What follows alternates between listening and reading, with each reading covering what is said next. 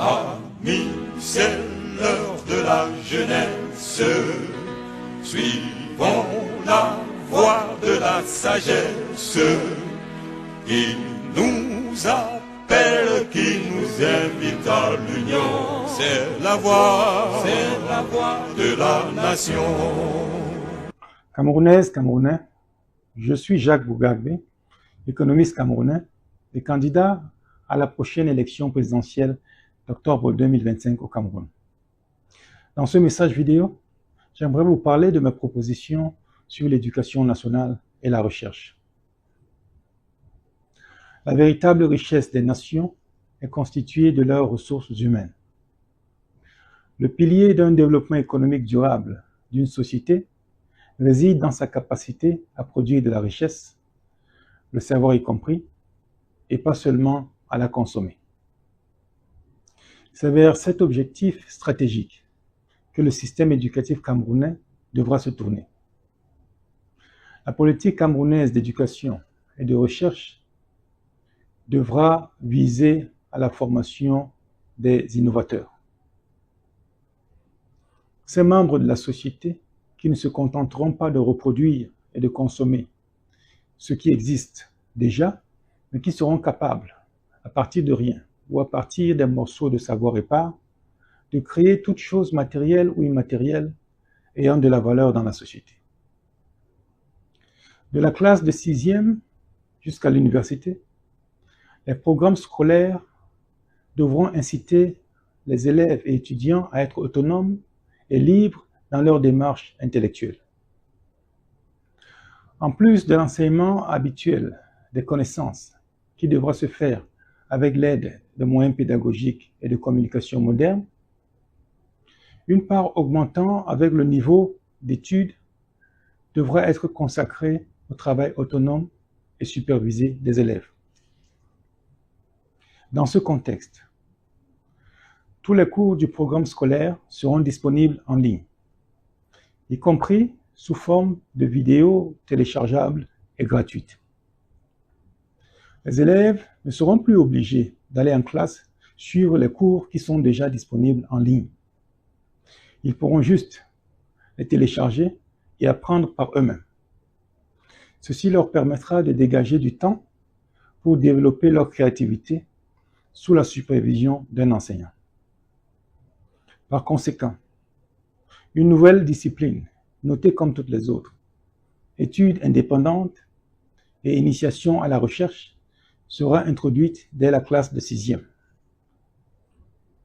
La mise en ligne des cours permettra aussi d'uniformiser la qualité de l'enseignement sur toute l'étendue du territoire national. L'État aidera tous les élèves à avoir accès à un ordinateur et la connexion au site internet de l'État sera gratuite pour tous. La formation des enseignants, en particulier ceux du secondaire, devra tenir compte de cette nouvelle exigence de l'école camerounaise. Une industrie qui devra former des producteurs d'idées nouvelles et surtout pas des élites. Le système éducatif devra veiller à ce que tous les Camerounais soient imprégnés des cultures anglophones et francophones dès l'école primaire. On ne pourra plus passer en classe supérieure sans passer un test de langue en français et en anglais à l'école primaire. De la 6e jusqu'à l'université, les francophones devront passer au moins une matière de leur choix en anglais, en plus des tests de langue avant de passer en classe supérieure. Les anglophones devront eux aussi passer au moins une matière de leur choix en français, en plus des tests de langue, avant de passer en classe supérieure. Une fois la langue nationale camerounaise et la langue panafricaine élaborées, des tests similaires seront ajoutés à ces nouvelles langues officielles du Cameroun. Le véritable mérite est une notion extrêmement difficile à cerner. Et les moyennes scolaires utilisées lors des sélections académiques sont généralement calculées sur des performances intellectuelles mesurées sur une période très courte. Les élèves seront désormais évalués sur toute l'année, y compris lors des examens officiels. À la fin de chaque trimestre, les candidats au certificat d'études primaires élémentaires, au brevet d'études du premier cycle, au certificat de probation, au baccalauréat, à la licence et à la maîtrise, ou à leur équivalent dans le système anglophone, devront passer des examens nationaux. La note finale pour l'examen officiel sera soit la note du test officiel du troisième trimestre ou une moyenne pondérée des notes obtenues lors de chacun des 3 tests trimestriels. La note obtenue sur les études indépendantes et initiation à la recherche de l'année en cours sera prise en compte dans la note finale si elle est favorable à l'élève. Le système de sélection aux diverses universités et grandes écoles publiques sera uniquement basé sur les notes du baccalauréat ou leur équivalent dans le système anglophone. Les concours y afférents seront donc supprimés, ce qui réduira les coûts et éliminera les effets de la corruption. En début d'année, chaque université ou grande école camerounaise devra publier sa pondération des notes des candidats au baccalauréat. L'État devra promouvoir la formation de tous les Camerounais dans leur diversité ethnoculturelle sans tourner le dos au mérite scolaire.